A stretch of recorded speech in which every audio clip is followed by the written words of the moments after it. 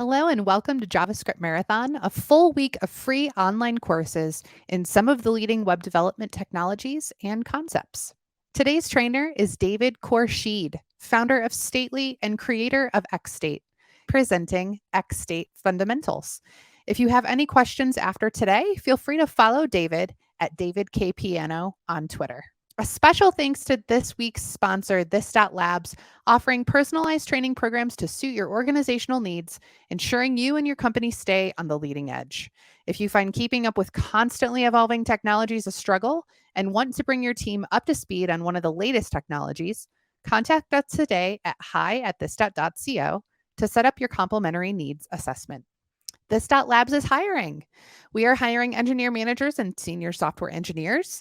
If you are interested, send us your info at jobs@this.co. We're winding down the year. We do have a couple more events for the rest of 2021. State of React happens on December 2nd. GraphQL Contributor Days on December 7th. State of Angular Ecosystem on December 9th. And our monthly mentoring happens on December 15th. We also have 2 more stops on our Angular and React World Tours. The Angular World Tour stops in Tokyo on December 1st. And the React World Tour stops in Mountain View, California on December 1st as well. And finally, JavaScript Marathon is wrapping up for the year this week, but we are going to be back in 2022, March 14th to 18th. And stay tuned to see what those sessions look like. And with that, I will turn it over to David. Hi, everybody, and welcome to JavaScript Marathon. Today, we have a very special guest, David, who is going to be teaching us all the awesome, amazing things. For those of you who don't know David, oh my gosh, David, I remember when you first started XState and the whole world started screaming about state machines and it being so awesome. Yeah. And I think education on this is so important. And you have a lot of other stuff going on. So if you want to do a quick intro and then we can just get straight into the training. Sure. So, my name is David. I've been a developer for about 10 years. I was at Microsoft actually for the last 4 years, but I've been working on this open source project called XState for the last 6 years. And eventually there was just a point where I realized that I needed to work on this and related tooling full time because just the idea of software modeling is so important in our everyday developments, but there aren't really that many good tools for that. And so this is something that I really want to solve with the tools that we're creating over at Stately. So I'm the founder of Stately, and there's a whole bunch of awesome developers working for us. And we're making some really, really cool things. One of the things we just released is actually this visualizer, which allows you to create state machines. And we're going to talk a little bit about that. I'm sort of jumping ahead right now, but like you could say initial loading states and then give states. And I know that this is tiny. I just want to show you in general what this is, loading success. So you could like define your states, and then you could say on loaded success. And so this visualizer allows you to create these state machines really easily. But again, this is me fast forwarding. So I really want to instead start at a blank slate. And if at any time anyone has questions in the live chat over here, please just raise your hand because I really want this to become an open discussion. And so typically, when we talk about like state and software modeling and state machines, and especially XState, the library I created, which is a library for state machines and state charts, one of the biggest questions becomes, why would you even reach out for a library like this? There's umpteen different state management libraries, and it could be hard to choose one and hard to see like what's the differences between like what each state management library does and how it's going to, help me accomplish my goals in my app. And so where do I even start if I want to get started with state machines? And so before we get into that, I want to just talk about just being able to model your application logic visually from very first principles. Even if you have no idea what a state machine is, that's where we're going to start, a completely blank slate. And I'm going to be using Excalidraw for now to do this, but eventually we'll have a visual editor that makes it a lot easier to create state machines. So imagine that I have a really simple media player app that I need to build, and it has a few features. It has the current elapsed time. It has a thumbs up, thumbs down. If you don't like the song, you could press play or press play, press pause. Try saying that 5 times fast. Or you could click skip in order to skip to the next song. So it's a very basic media player. And if you happen to have a Tesla Model 3 or any of the Teslas, then you'll recognize this immediately, except without all the colors. But that's sort of what I modeled that off of. Again, it's a really simple interface. And this is probably something that is about the level of complexity that you might encounter in normal apps. So when we think about state modeling, we're really thinking about how do we model complex application logic that might start off simple, but might get complex later. And how do we build just to make those kinds of future changes a lot easier? So the question becomes, where do we even start? So the first thing that I would say that you would start from is think about everything that can happen in the app. So I'm just going to label this as, I need to zoom in a bit. There we go. We're going to label this as events. We have a bunch of events, and these events are things that can happen. If you're coming from Redux or NGRX or Vuex, these might be called actions, but the formal term, I guess the mathematically correct term, there's many different terms for these: signals, messages, events, but we're going to be calling them events because these are describing things that happened. So what can we do in a media player app? Well, the user can play. So, just press the play button. The user can also pause. And let me zoom in. Zoom in a bit here.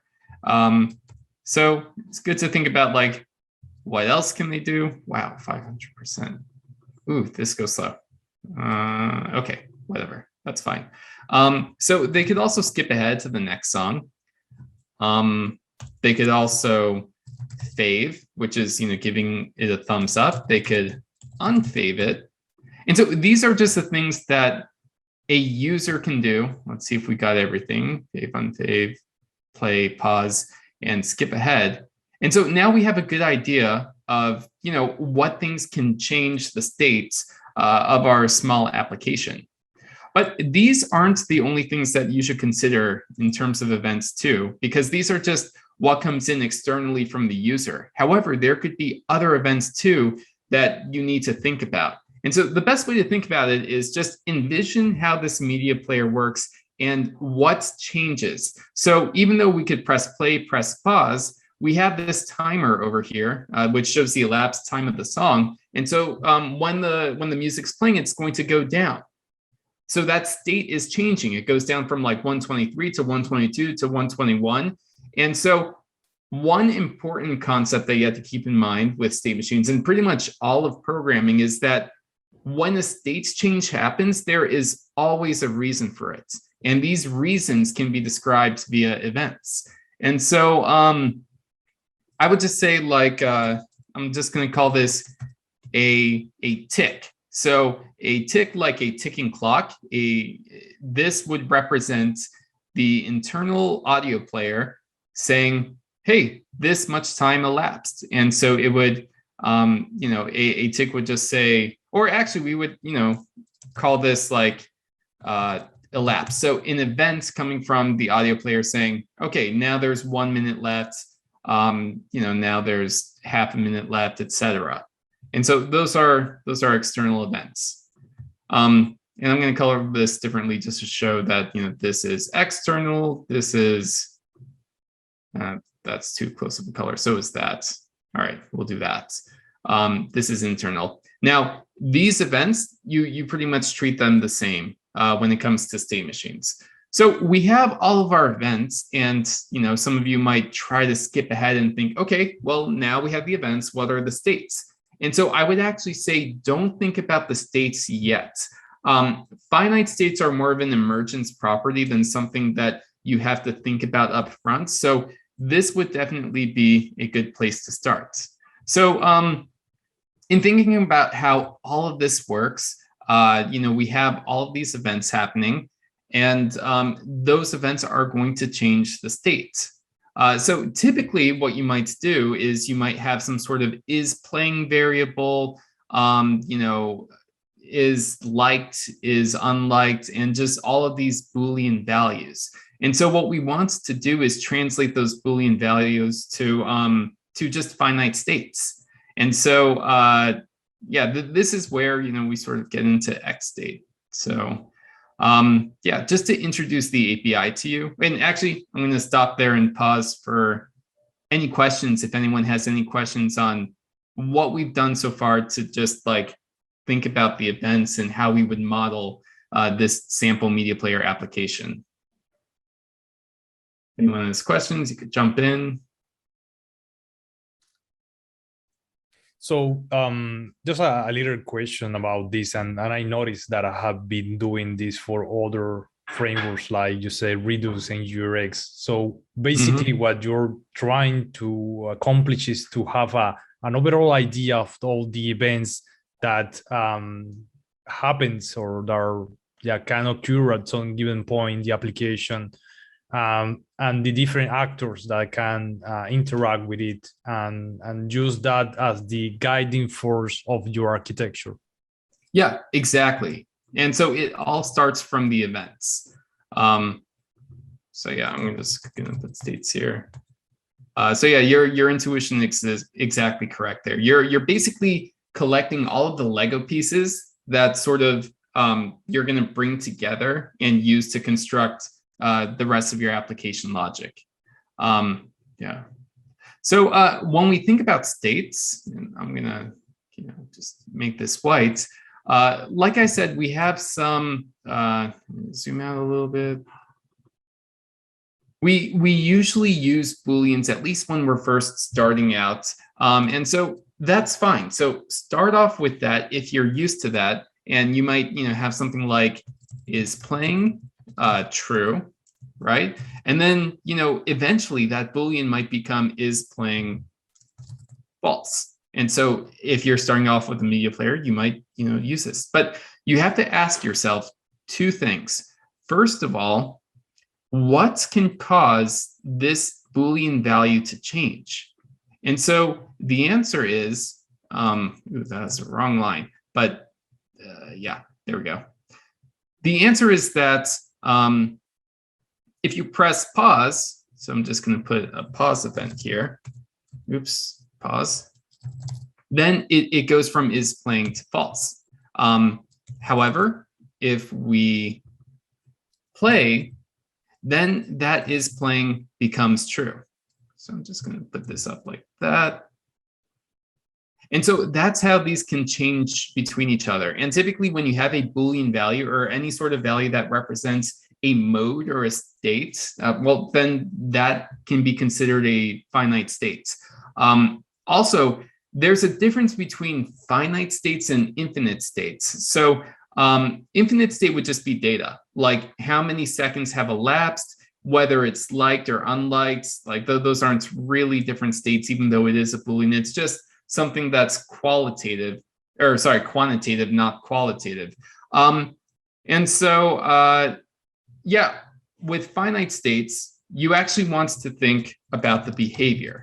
And so what is a behavior? A behavior is something that says, when I'm in this mode or this behavior, only these things can happen. And so if I'm in a different behavior, different things can happen. So for example, is playing true? Like, let's say that we're currently playing.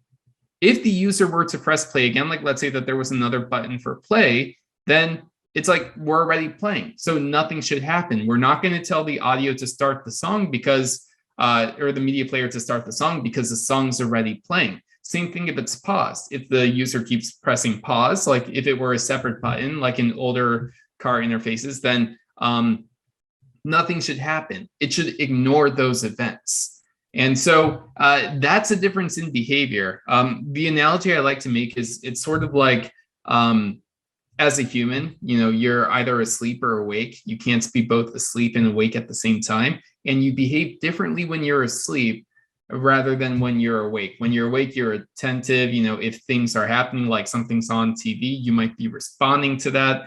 But if you're asleep, you're going to respond differently or not at all to many events. So these Booleans are going to be a good way of indicating that something should be a finite state rather than just data. Wow, that shrank for no reason. All right, there we go. And so now we could just convert these instead of being Booleans. These are really good candidates for converting to finite states. And so let's do that.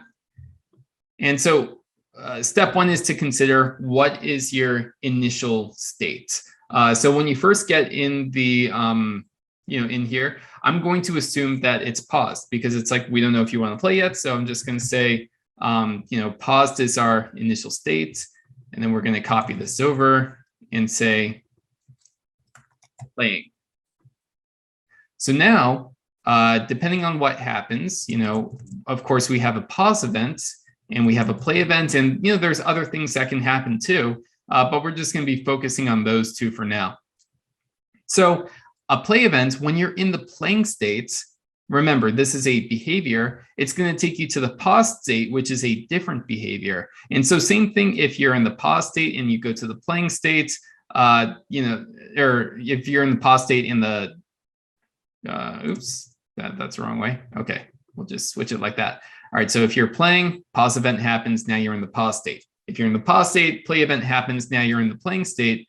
And additionally, we would have an initial state. So I'm just going to copy these over here.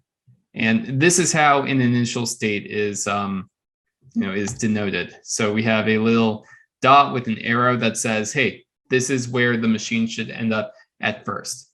And so this becomes a very basic, state machine. And so you might be thinking like, okay, we moved from using Booleans to now using, using just two separate states. And you might be thinking, okay, well, that's a little bit annoying. Like, why can't we just use Booleans? Like, there's two states. Especially with like a car audio interface, the problem with using only two states is there might not just be two states. For example, if a song is loading, we need some way of representing that. And so we're not going to do it in this application, but just for example's sake, we're going to say, there might be a loading state.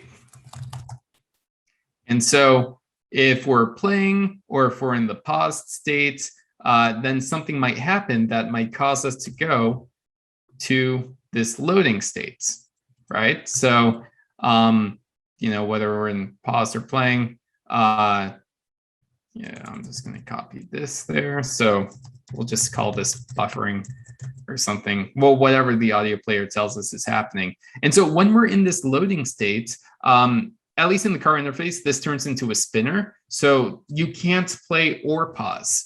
And so, now we could just go back from loading to playing or to pause, depending on, where you were. So that's why introducing new states becomes a lot easier when you use it, or when you use finite states rather than when you use Booleans, because remember, Booleans can only represent two values, and with finite states you could represent a lot more values, of course a finite number of values that way. So I'm just going to get rid of this loading state for simplicity. And so just some technical terminology, just to review. We have the initial state, which is paused. We have another state, which is playing. And when the play event happens, again, by the user, we transition from pause to playing. And so when we're in the playing state and the pause event happens, we transition from playing to paused. And this is called a transition. So this arrow, we have an event here, and the event is, the event of the transition. And the transition says we're going between these two states when that happens. Also, it doesn't really, it's not really necessary to change states when you are, actually this should be over here. Sorry, trying to draw and talk at the same time. But it's not necessary to change states when you have an event. So for example, we could have an event that, go back here. I'll bring this back. Okay, so we could have an event like fave. And I'm just going to put this in here. And so this fave event it basically doesn't need to change state. So it's just like, an invisible transition that only does an action. And so that's something that we're going to talk about too. So fave shouldn't really change any of these states, but it should do something. And same thing with unfave, that should do something as well. But before we go too far into this, we're going to go back to XState. I wanted to pause for any questions here so far, like just in modeling this. I mean, so far it's a basic state machine, but it's going to get more complex.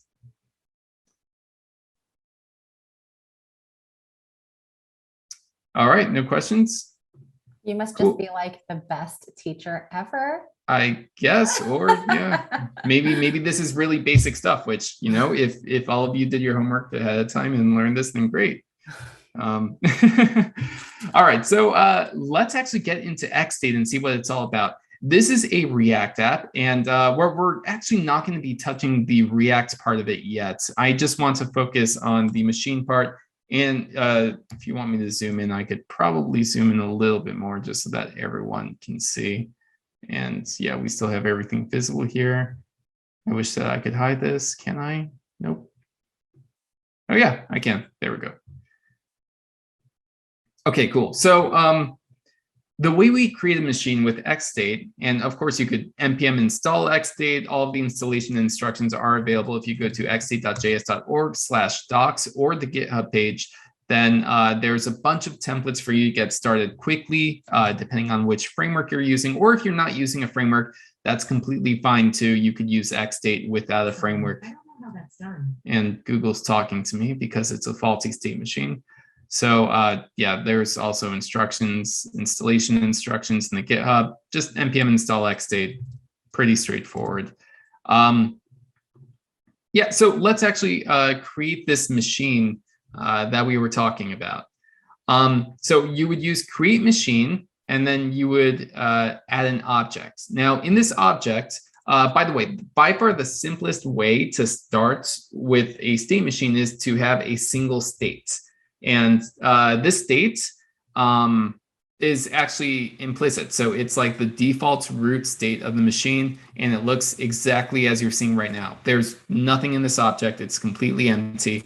But we could add on, and then we could start to add events that might happen. So we could say, and just for convention's sake, and you don't have to do this, but I'm going to uppercase all of the events just so that you could easily see the difference between them. So we could have fave, we could have unfave, we could have play, pause, and skip.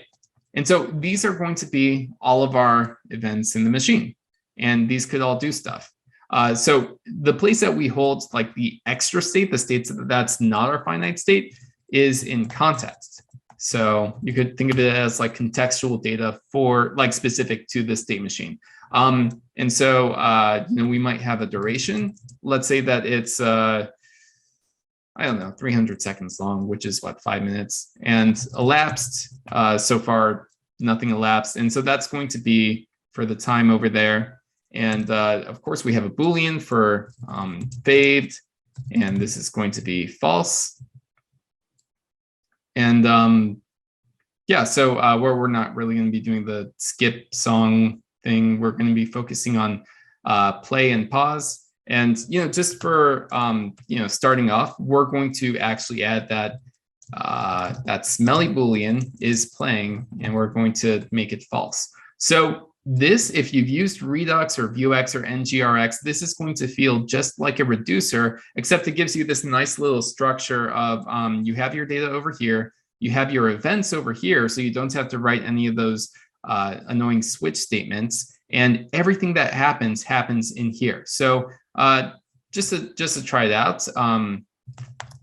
Oh yeah, so this is a transition object, and so in the transition object, you could have a target, which is like which state it goes to, but we're not going to any state for this one.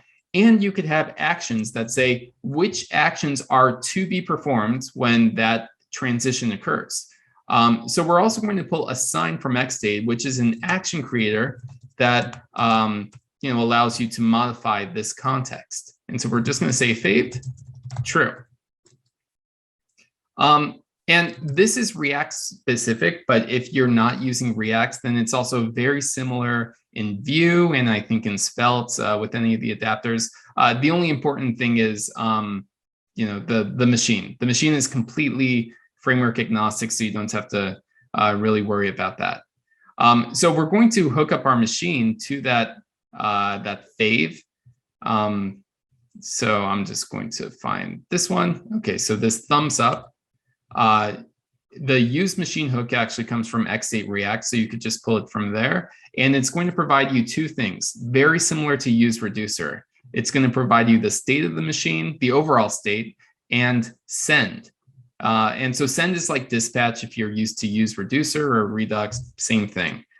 So we're just going to send an event object with type of fave. And so this is going to console log the states. I want to log the context just to show you what's going on inside. Okay, so we have all of our expected data, 300 elapsed, faved, false, is playing false. When we click plus, now it says faved true. So we know that that's working, and you could just copy and paste this here. We want to assign faved to false. And so this also highlights that everything is done via events. Oh, of course, we didn't hook that up, so let's hook it up. This is going to be unfave. So essentially, you could treat XState just like you treated every other state machine, state management library before in the past. You have your actions, and so you could just assign, and that's going to change context. And so already it works exactly the same way as Redux and related libraries. But one of the reasons that you would use XState is to actually orchestrate the different behaviors of your application. And so that's where this is playing comes in. Of course, we could do is playing true, is playing false over here. So if I just, I just added these here, actions. So is playing, this is going to be true. And we would say is playing false. That might work. So obviously we have to add that too. Let me do that real quick. So play, and also this is going to be skip. So we have play, skip, and so I forgot a pause button. So let me add that real quick. This is like one of those cooking shows where it's like, by the way, I have a pre-prepared cake in the oven, except no cake exists. Everything here is being done just from scratch. So I'm just going to add a pause button over there. Cool. So it says is playing true. You could see that over there. And if I press pause, it's playing true because I forgot to do this. So true, false, nothing really that impressive right now. However, from what we modeled in our Scala over here, these playing and pause states are really different behaviors, and we're going to want to separate that so that we could better orchestrate, like I said, what happens when our app is in each one of those behaviors. So let's go ahead and do that. We first have to define an initial state, and so our initial state is going to be, like we said, paused. And then we have an object that represents all of the states by key. So we have a paused state, and we have a playing state, And now we want to go between those states. So we're going to get rid of this Boolean because we're replacing it with these finite states. And yeah, so I'm just going to get rid of that. And so when I'm in the paused state and the play event happens, now I want to go to the playing state. So instead of logging the state.context, we're now going to log the state.value just to see how that changes. And remember, I didn't change the UI at all. All of these are just sending the exact same event. So if I press play, now we're in the playing state. We didn't hook up the pause event yet. So let's go ahead and do that now. If we were doing a workshop, I'd tell you all to do it, but that's okay. So pause. By the way, just FYI, I think there were a few questions whenever you're ready for them. Yeah, absolutely. So let me just make sure. All right, so we're in playing. Oh, yeah, sorry, I have to on pause, target paused. Okay, cool. So pause, playing, pause, pause. Not too interesting yet. We're going to see when we actually start to add, add interactivity, how this is important. But I'm going to pause there for questions. I think one of the questions was, well, can we use XState outside the React component? Yes, absolutely. You could use XState pretty much anywhere. And actually, let me demonstrate that for you real quick. I sort of jumped ahead and went straight into React. But yeah, I want to show you how this could basically be used outside. And there's really two ways. First, you could use that machine that we created, and we called it media machine, just for reference. You could use that as a pure function. And so this is how. If I say, so const next date equals media machine dot transition, this is going to be a pure function, and it takes two expected arguments, which is the state. And of course, you'd have to recreate that whole big state object, but I'm just going to put undefined. And this means the initial state and then the event. So we're going to say type play. So if I console.log next date.value, then value, then you're going to see that it's playing. And so now I guess I'll call this next state. We're going to take that next state and I'm going to send it. Well, actually, let's see what happens when I send it the same event. Obviously, nothing is going to change.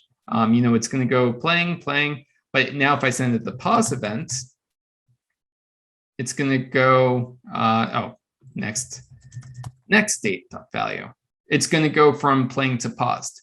And so instead of using value, if you see the entire state object, then you get a lot of things in here. So let me just point out the important things. The first one is the value. And so this is the finite state value. So this would be right now either playing or paused. The context, which is all of that data, that extra data that we have. And other things that might be useful are events. So you have the actual event object that you sense to the machine right in that state object too, in case you want to do anything else with that. And there's a few other useful properties that we're going to take a look at soon. But for the most part, only these two are the ones that you really need to care about in most applications, the value and the context.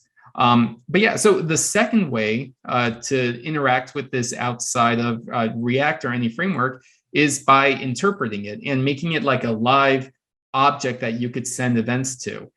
So we're going to call this media service equals interpret, and we're going to import that from XState. You give it the machine, so the media machine. And also on transition, I want to listen for the state. So I'm going to console.log state.value, and you have to start it because it doesn't start immediately. It waits for your permission to do so. So now if I save this, you're going to see that it's going to log paused because it starts the machine and says, okay, here's the initial state. If I send the media service in event, so send type pause, or well, it's already paused, so play, then it's going to log that it's playing. So yeah, those are the two ways that you could use it outside of React. And hopefully that answered that question. And then another question was, how do we derive state? So what is meant by deriving state, if you want to clarify? Yeah, I was thinking something similar to what selectors does in NGRX, where you have the whole state, but maybe you don't want to pass it completely to a component, or you want something built upon that passed to a component. So how could be the recommended way of transforming that state to use it in other place of the application without having to transform that every time? Oh, okay. So by any chance, are you using React or just in general? Are you talking about? Just in general, but React works okay.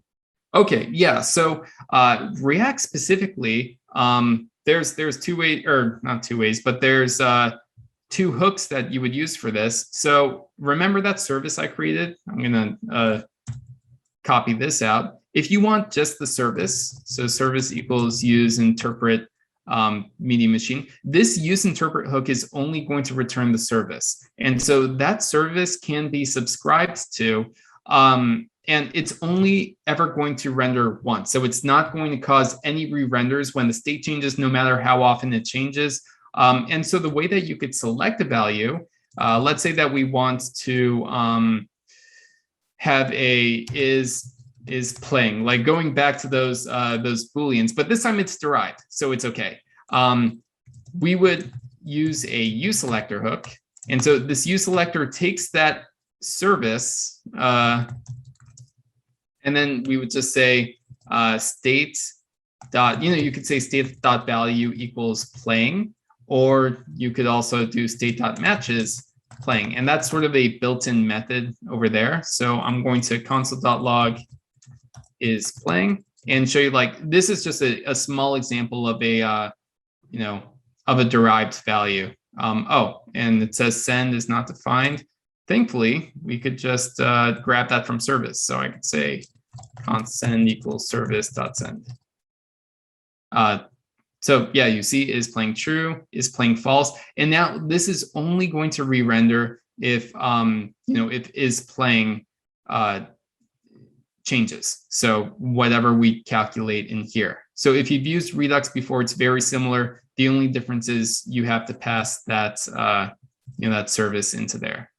And so that's in the React docs. So otherwise, if you wanted to just, figure out how to select values outside of it, this, for example, in Angular or something else, this service is subscribable. So you could say media service dot subscribe. So it is subscribable. It adheres to that. So if you wanted to map values in RxJS or whatever, you get the state over here and you could transform those. So I imagine with RxJS, you would pipe it through and then, distinct until changed or something like that. And yeah, so any selector solution that works with, something that's subscribable is going to work the exact same way. In short, you get the state here, and then you can respond to that state and say, only do this if this part of the state's changed. So yeah, the uSelector hook is available in React and the Vue libraries. And yeah, so hopefully that answers your question. As far as making general selectors, it's still something that we're thinking about, like having computed or derived values directly in the machine. That's still, we want to make sure that we design that right. So likely that might be a version 5 thing, but it will definitely be a cool addition. So awesome, thank you. One of my other favorite questions is, how good is RxJS integration? Oh yeah, so people have been, what's funny is we built adapters for React, we built adapters for Vue, like just the hooks and the composition API stuff. But for Angular, We sort of didn't touch it. We didn't make any adapters for it. But part of the reason why is because, well, I don't know Angular, but the other part is that this does, it adheres to the TC39 subscribable interface and everything like that. So media service is already an observable. You could plug it into RxJS. It's going to work exactly the same. And in fact, in Svelte, if you have this media service, you could just read the states from that. So I think it's like something like states equals media service, or however you do it in Svelte, or yeah, something like that, because it is subscribable and it's going to work pretty well with any RxJS solution. And then Matthew was just a comment. Chris, do you want to ask her question?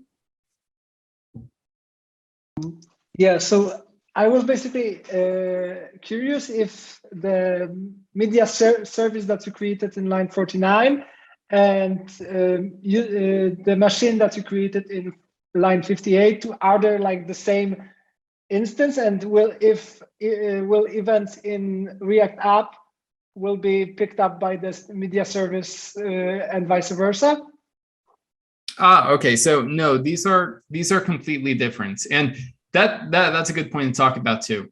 The media machine is like a blueprint for your machine. It's like, hey, if you were to create a live living version of it, here's the blueprint of how it's going to work. And so by doing interpret here, this creates an instance of that. And so use machine internally is also going to interpret the machine. So this creates a completely new instance. So they're completely separate from each other. But yeah, if you did want to use the exact same instance, then you would basically do like just any other like data passing solution. For example, in React, you would use context in order to do that. We could even, I mean, this sort of goes against the rules, but we could say like const is playing equals use selector. And I'm grabbing this media service from the outside now, media service state.matches playing. And so you're going to see that, well, if I log is playing, now it's grabbing it from the outside. And so we could also say const, let's even do this from the outside too. Const send equals media service dot send. Again, I don't recommend doing this, but it works. And the reason why is because it just becomes harder to test if you're not passing it in via props or context. So it's going to be a little bit of a nightmare to test, but that goes for anything with React if you are using external values inside of your components. But yeah, so now that refers to this service and not the one that's created in here. So. Thank you. Yep. Any other questions? All right, awesome. So let's actually make this do something.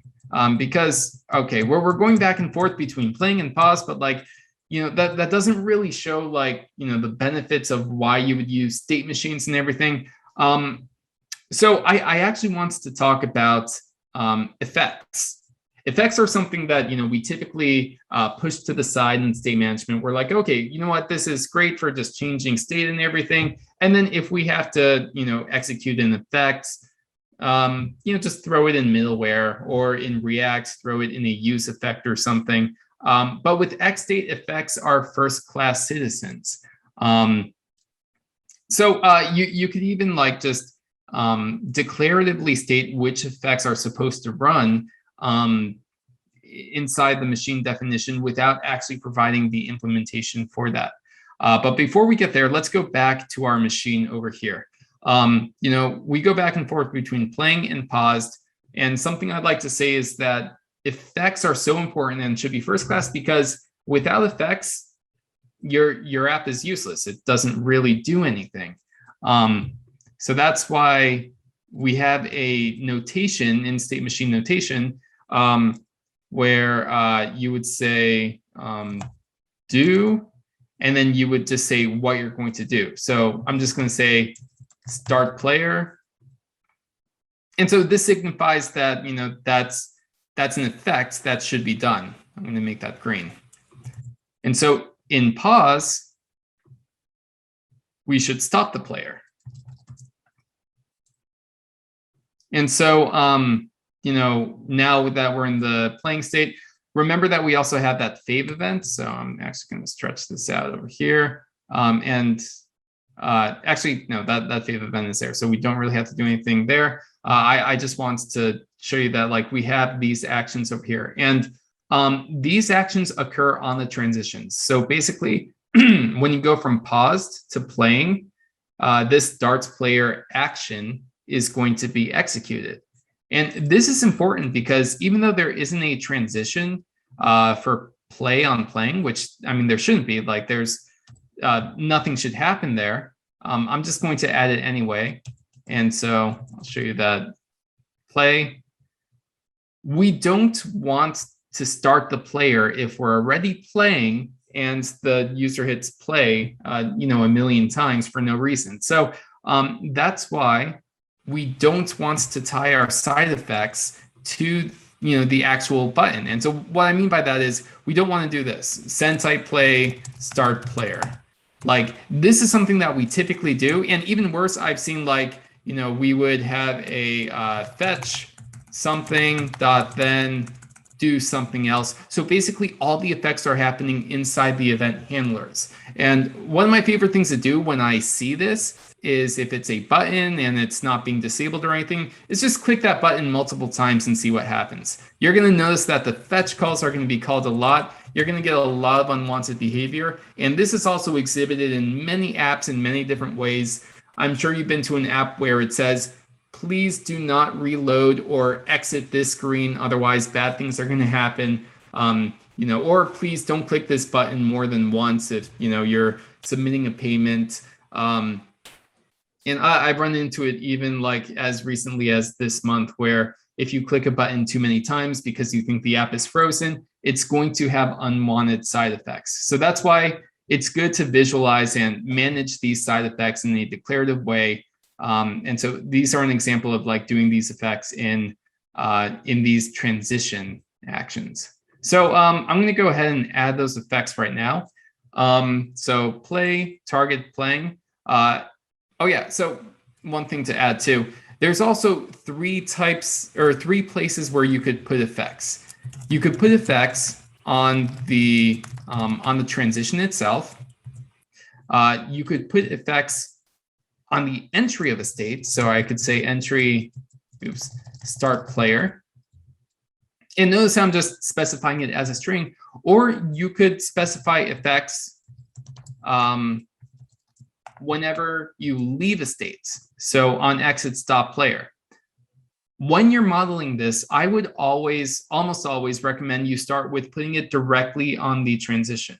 And the reason why is that, let's say that, you know, you put it on the transition and you have another transition over here that comes from another state, and you see like, okay, I also have to start the player here.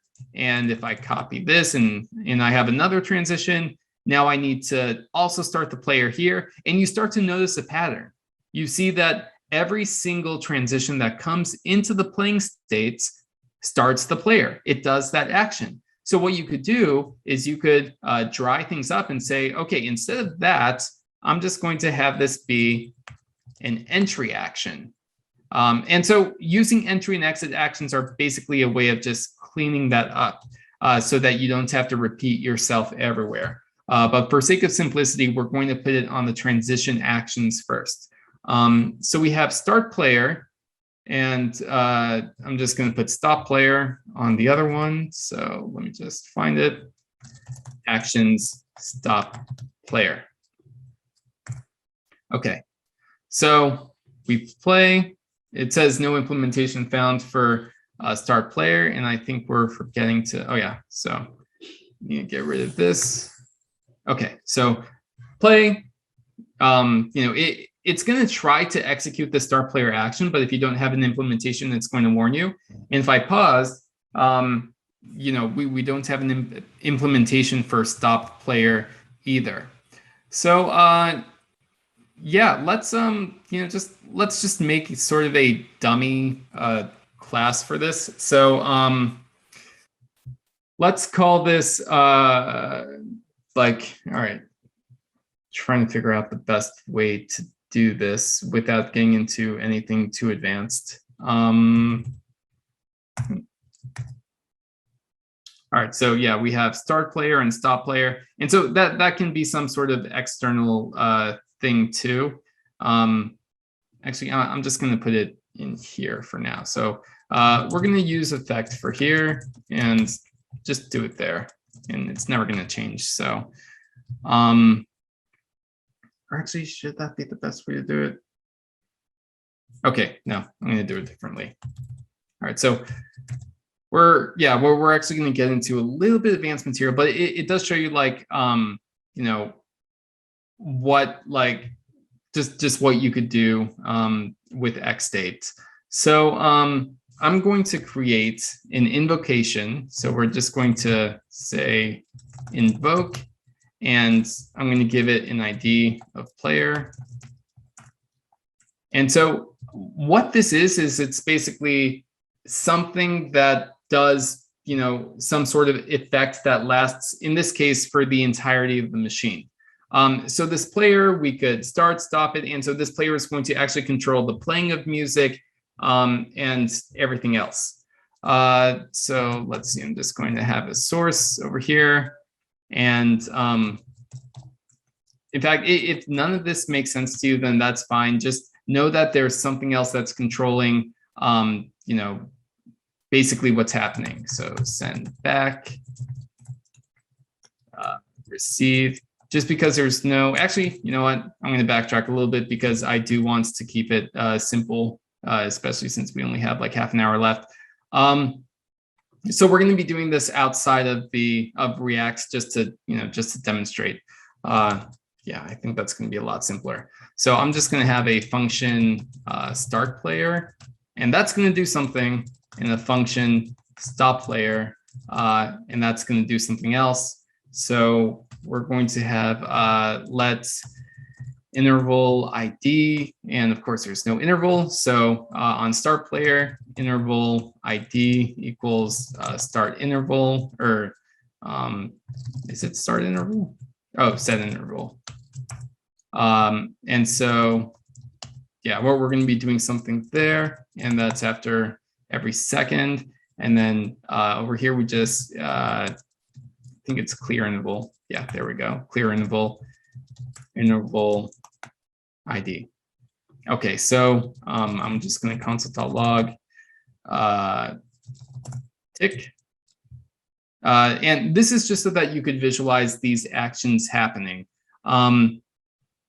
Okay, so we have our media machine over there, and we want to provide these actions for it. So I'm just going to say actions, start player, and stop player. Okay, so now you're going to notice, and just to recap over here, when we're playing, yeah, so when we play, that's going to run start player. When we pause, that's going to run stop player. So if we play here, yeah, now you can see it's ticking every second. I should probably just do like a date.now or something, just so that it shows in 1 second intervals, just like that. And so when we pause, now you notice that there are no more ticks. So when we play, it's going to keep ticking. When we pause, you know, same thing. So I guess if you wanted to do this inside of your, machine, you might have like a separate media player clients that you're using. But you could also add those actions as a second argument over here. So we could say actions start player, stop player. And so now we don't really need these here because they're over there. And so let's also console.log state.value. And I also want to show you state.actions because this is why we have those declarative actions. Right now we're in the paused state and nothing is happening. Now, when we play, we see that there's one object in that array and it's of type star player. It has an exec, which is the implementation. And so that's basically telling the interpreter that's what should happen, when we start playing. And so same thing for paused. When we click paused, it's going to stop the player. And so, the ticking is going to stop. All right, so now how to actually feed that back in to the machine. You could do it either as an external event, or you could handle that internally as well. And so that's going to be a big topic for the next half hour. But first, I wanted to pause and see if there were any questions about the use of actions.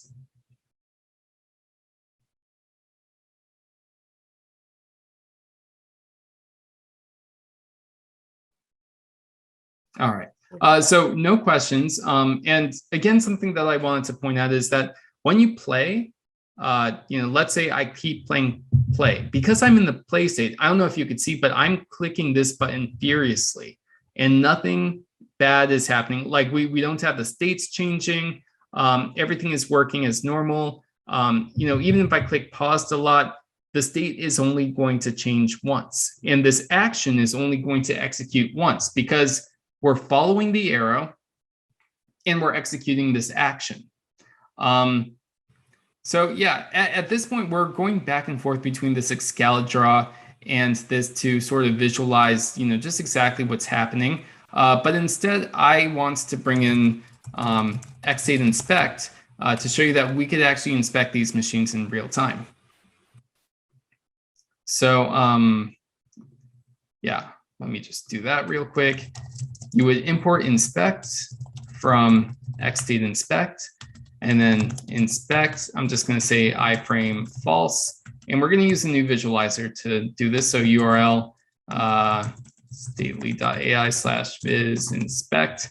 These are going to be default options soon, so you won't have to type all of these at once. But I put iframe false because if you have an iframe, it's going to show there. If you don't, it's going to open in a different window. And so once you have that set up and you set dev tools to true, check out what happens. So iframe.add event listener. Interesting. Let me reload. Okay, let me, maybe it doesn't like me for some reason. I'm going to reload this. If not, let me just go to 0.41. Let's see if I did anything wrong. Inspect, iframe false. Should it be false string or false boolean? Oh yeah, how did that happen? Okay. Sorry about that. Okay, so thank you for catching that, by the way. I would have never caught that. But yeah, so now you have pause playing, and these things are awkwardly there. They should not be all the way up there, but I think it's because I have a few things here. We're going to comment this out for now. So that's just a little known bug. Okay, so yeah, we have play and we have pause. And so if we play this, you could see that it goes to this playing state. And if we pause it, you could see that it goes to the paused state. But what's cool too is that you could click playing over here or play over here, and it's also going to go to the playing state, and you could see that it's ticking away right over there. And yeah, so you could go back and forth between these two and use that to visualize your machine in real time. But yeah, so that's using the inspector if you wanted to use that. But let's actually make this a little bit more interactive. And I'm just going to disable the inspector for now, just by commenting that out so that we could get back to it. But yeah, that helps you visualize like what's going on in your app. And it also shows you like just what's going to happen, just like our state machine over here, what's going to happen when certain events cause transitions, like which actions are going to happen and things like that. Yeah, any questions about that? All right, so yeah, let's get some more exciting stuff. When we're actually like working with this, you might have the requirement that we want the pause button to show when we're playing, we want the play button to show when we're paused, and typically we would do a bunch of Boolean logic to be like, if is playing, or if not is playing, then show this button, etc. But really, we want to think about the intent of why we want to disable or hide or show certain things. And so in the case of pause, we want to show this pause button when we can't play, because obviously you can't play, you have to pause. Same thing with the other one. You can't pause, you have to play. So thankfully, there is a, I'll add this here. There is a state.can method. And so basically it says, if you can play, then show the play button. So state.can pause, show the pause button. Because it makes sense that if you're not able to do something, then why show that button? So now if we click play, see it turns into the pause button. If we click pause, now it turns into the play button. So what's great about this is that you could change your logic however you want here. Let's say that you want the play button to always work. Now that play button is always going to show because of that logic. The state.can method is basically saying, can this transition be taken, like for example, play, in this state? If we're in this state, it can't, so it's going to hide. If we're in this state, it can, so it's going to show. And so, yeah, that's one of the benefits of doing it that way. All right, so now I want to jump into something a little bit more advanced, which is actually manipulating this, the context over here, and also dealing with external services, because likely you're not going to have all of your logic inside a single machine, and you're going to have to interact with third-party things. And so with XState, everything is an event. So if you're communicating with a service, you send it an event. If a service or some other third-party thing is communicating with you, it's sending you an event. And so internally, we could invoke these, these different, they're called actors, which are things that you could send and receive messages from. And so I'm just going to call this player. Like this is the media player that controls the time and everything. And so we're going to give it a source, and we're going to use what's called a callback invocation. So with the source, it takes two arguments, which is the context, this stuff over here, and the events, which is the events that that was passed in when you got to this invoke. This invoke is on the machine itself, though, so you don't really need to the event doesn't really matter. And in fact, yeah, all right, so the context does matter. And so with this callback, you have two arguments. You have send back and receive. And so this is actually really, really flexible. So if you want to just like spin something up quickly, using send back and receive is the way to go.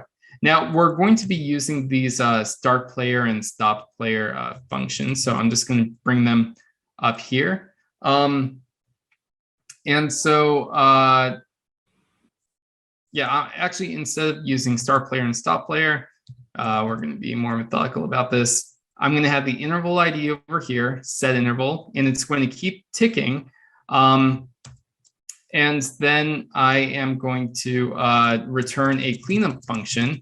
And so all we do here is clear that interval. So clear interval, interval ID. And actually, now that I think about it, this invocation should only happen in the playing state, because obviously if we're paused, then we don't want this player to send us ticks.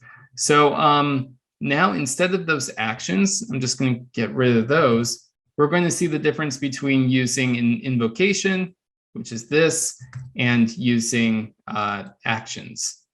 So now when we play, you can see that the ticks still happen, and that's because we're invoking this, this actor, which is setting this interval. And so now when we get out of the state and we pause, no more ticks happen. Okay, so now how do we actually communicate that back to the machine? Well, we can't assign or manipulate context directly from here. We have to send it an event. So instead of sending a console.log tick, I'm going to use this first argument here, and we're going to send back type tick. So now let's handle that over here. We have pause, but now we have tick as well. So we're going to assume that each tick is a second. And so whenever a tick event happens, we're going to decrement this duration, or actually we're going to increase the elapsed. We still want that duration, but we're going to increase the elapsed by 1. So actions, assign, and we're just modifying the elapsed property. Just like this function over here, we get 2 arguments, the context and the event. We want to return we're just going to return the context.elapsed plus 1.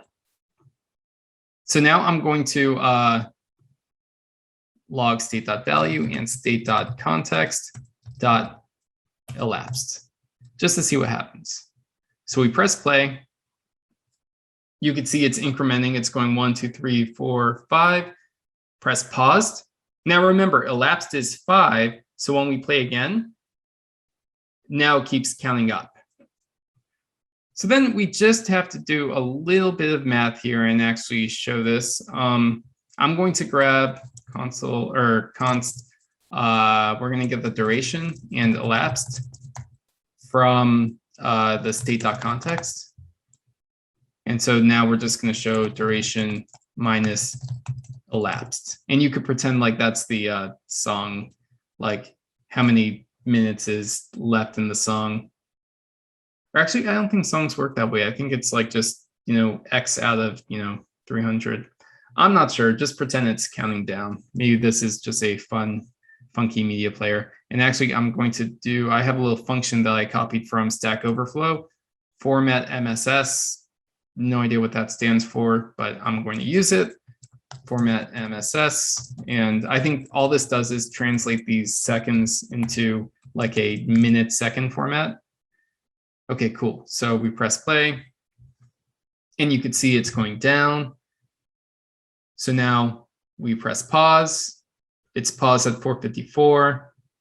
And then we play again. Now it's 4:52, 4:51, 4:50.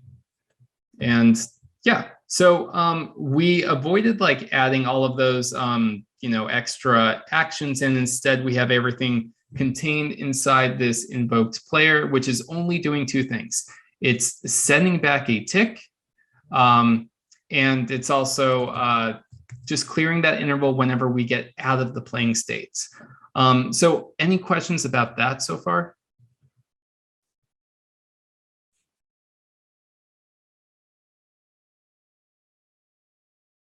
Nope, no questions? All right, cool. So, sorry, go ahead. One, what are your opinion on putting like an observable chain into an invocation function and returning a function that unsubscribes? Is that a valid use case?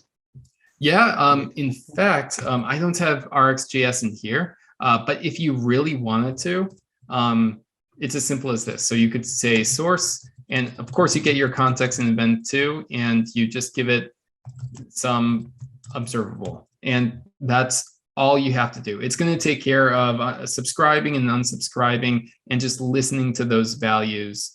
But the only caveat there is that you want each one of the values that it admits to be event objects. So you would do like something like pipe and then map, if I'm remembering this right. So let's say that it's some sort of number. You would just convert that to type, like type, hey, I don't know, well, whatever event type you want, and then value n or something like that. So that's what you would do with observables. And it works natively with XState as well.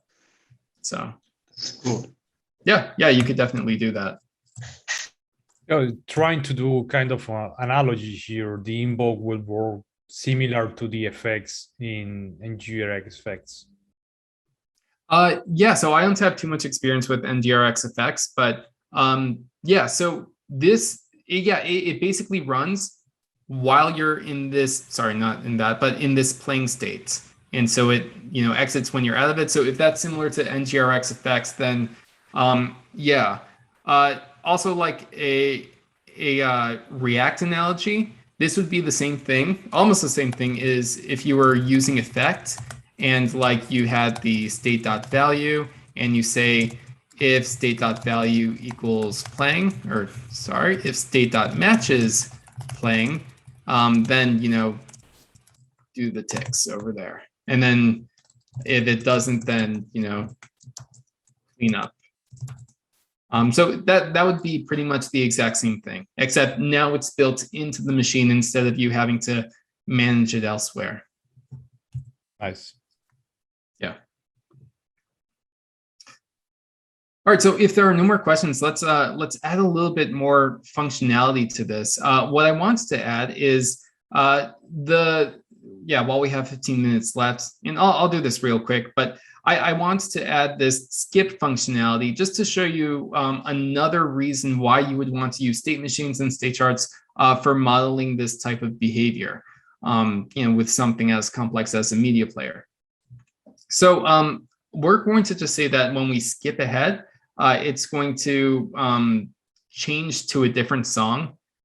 So I'm just going to, just for simplicity, we're going to change elapsed to 0. So you're going to see this just shoot back up. And so pretend that means we're going to a different song. So let's see, we have playing, we have paused, and we also want to implement skip. So go ahead and do that.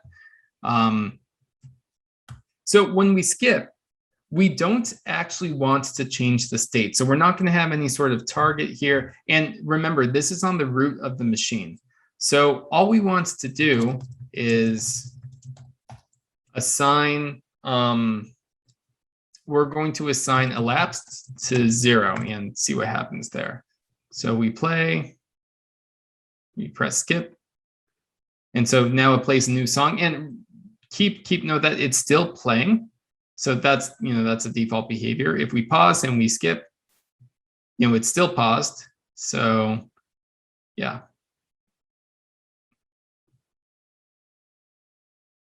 And so, yeah, that's how easily you could add another, another event. But something that I thought was pretty interesting, especially when playing around with this in the car interface, was that when you thumbs up a song and you're playing, like, okay, it's fade. In fact, we could probably, let's just make that clear. So I'm just going to add some opacity over here. So style equals opacity. And we have to pull that from fade. So fade 0.5 or 1. And so we're going to do the same thing for this one right here. If it's fade, then 1, otherwise 0.5. And so now we're using that data to show, well, obviously it shows like none of these are fade yet. But if we clicked here, then, you could see that it's fade, etc. So yeah, that's just one way of using that data. But something else that I noticed too was that if you unfave, it means you don't like the song, which means you really don't want the song to keep playing. So what you could do if you want to add multiple actions, I'm just going to make this into an array over here. And I'm going to do the same like skip thing, and I'm going to put it over here as well. So now we have 2 actions happening, and you might assume like this might do something else. Like, let's say that instead of just assigning, we also want to console.log skipping song. So let's say we were playing, we press here, it's going to say skipping song. Like you might notice that, if something shows up like a toast or something, that could be an example of an effect. But now you're like, okay, so I guess I have to copy and paste this over here too, because if I unfave something, like let's say I'm playing it and I'm like, I don't like this song, go to a different song. It also needs to skip the song. we do have a lot of duplication here. So one of my actually favorite things to do is, and like little techniques that you could do in a state machine, is you could say, I want to send myself an event and basically tell myself what to do. It's like giving yourself a to-do, or like, hey, remind myself to do this in the future, just like you would do, or maybe that's something that only I do. But anyway, what we could do is say, instead of just like copying these actions, we could raise an event and say skip. So we're assigning fave to false, but we're also sending the machine itself an event. And so now it's going to do these actions. It's going to send itself a skip event.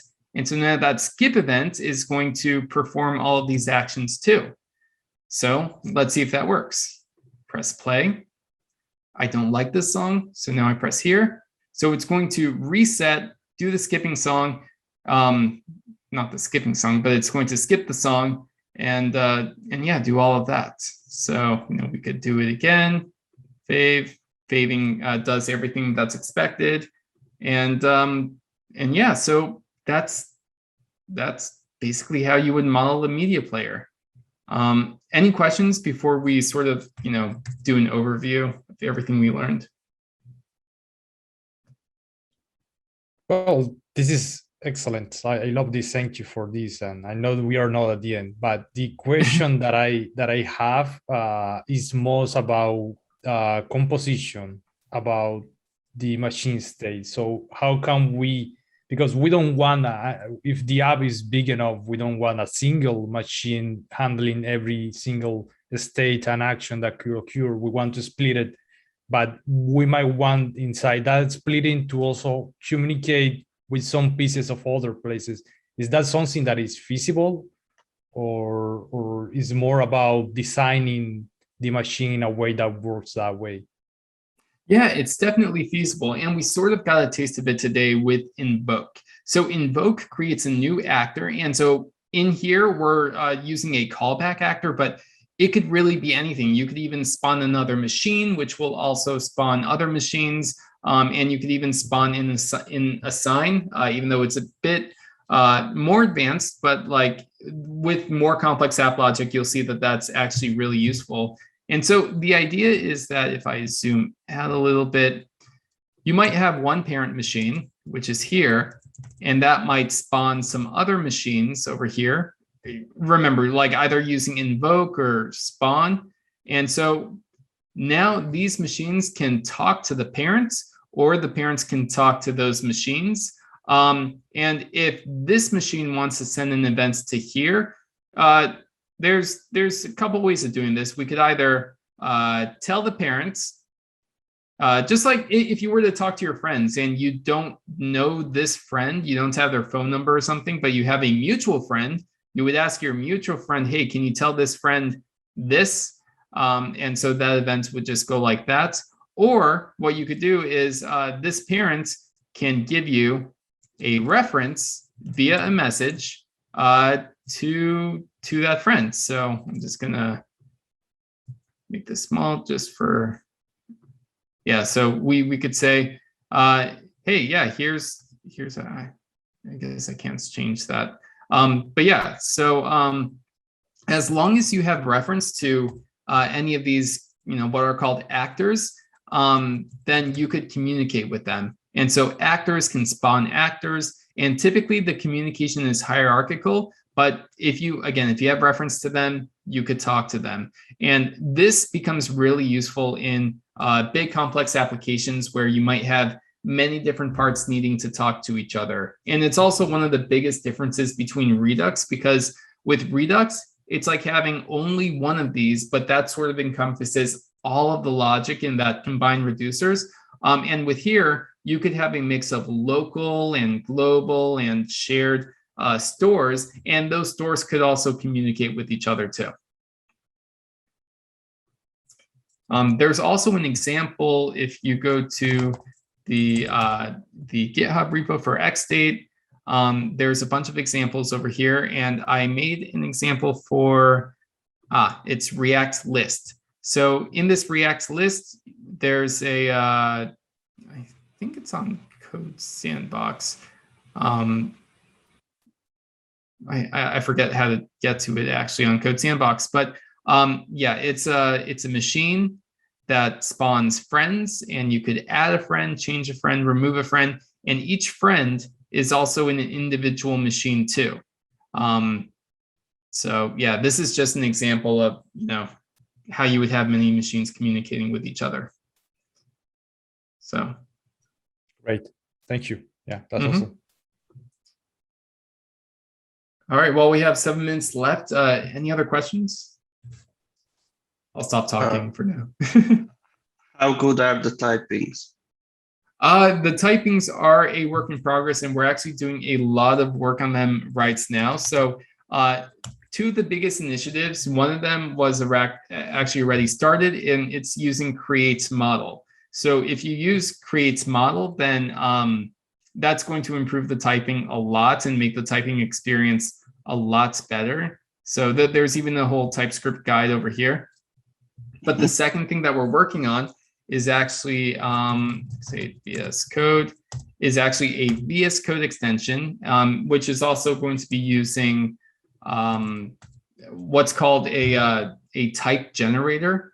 And so as you're typing your machines, it's going to provide you a lot of really nice hints for like just properly typing all of your events and context and everything. And it's going to be a lot smarter than what you could do with TypeScript. So TypeScript is one of our hugest focuses right now, and we're working on improving the experience. The problem is that we're trying to express a lot more than TypeScript can handle right now. So we need something extra like the VS Code extension and TypeScript. It's just like trying to do GraphQL and have TypeScript behave with it. It's hard without an extension. GraphQL sort of does things that go beyond what TypeScript is capable of. And so it's the same thing over here. So definitely check out the VS Code extension. I feel like it's going to help a lot. And keep your eye on the upcoming, we have a PR for TypeGen. So this big one over here, lots of good changes coming there. And also in version 5, we're going to be cleaning up the types a lot. So right now the typings are workable. You might run into some edge cases where you need to use any, but for the most part, as long as you follow the TypeScript guides, it's pretty solid.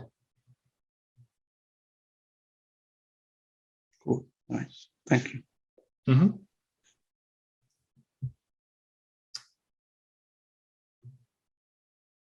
All right, any other questions?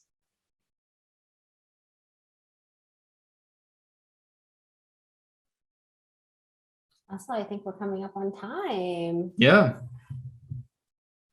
Time that right. It's like perfect. You fit it in perfectly. Mm-hmm. This is awesome. So like, you know, I guess if there's no additional questions, just talking a little bit about like XState and kind of like, what should we be expecting coming out of XState, or is that too early for me to ask?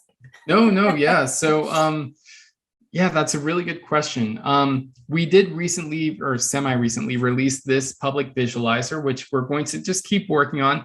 This is also completely open source. So this month is Hacktoberfest. If you want to contribute to that, by the time this video airs, maybe it won't be Hacktoberfest, but please still contribute, you know, PRs if you want to see this improved in any way. But we're working on 2 big initiatives, which is a registry where anyone can basically create these machines and share them, and you know, just have like a nice collection of these, so that if you wanted to make your own media player, but you didn't want to write the machine from scratch, you could look at other people's, you know, machines that they've made and say, I like that one. It has all the features I need. And even if it doesn't, it's easy for me to add those features and just copy and paste it over to your application.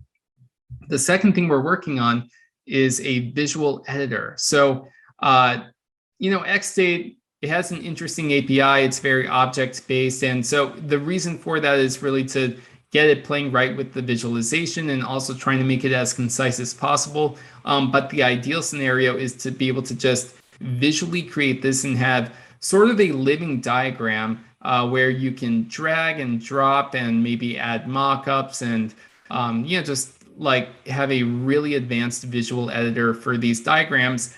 But the artifact of this not just being a static image, but rather being a living diagram that it's basically already coded. So whatever you draw is what is reflected in your application. And I just think that that's really powerful because I've been working with diagrams for such a long time where the diagrams are out of date or the code is out of date or things are missing and they're never in sync with each other. So yeah, we're trying to improve the way that developers, designers, and stakeholders work together with all of these tools. So yeah, we're doing a closed beta at the end of the month and just slowly rolling that out. So by early next year, expect a public beta of the visual editor, and I'm really excited for it. That is so amazing, and it's great that your repo is already set up for people to contribute. Because I'm all about that. I keep bugging Ben on our XJS repo. I'm like, just like have a little more easy issues for people to actually do. So yeah, thank you so much. And you can follow David on Twitter, by the way, at David K Piano. It's right up to the top left right there, David's name. So everybody calls him David Piano, right, David? Yeah, I guess. Yeah, and keep a lookout, but hopefully everybody starts using state machines and checks out Stately, and yeah, really appreciated this. Thank you. Yeah, and thank you for having me.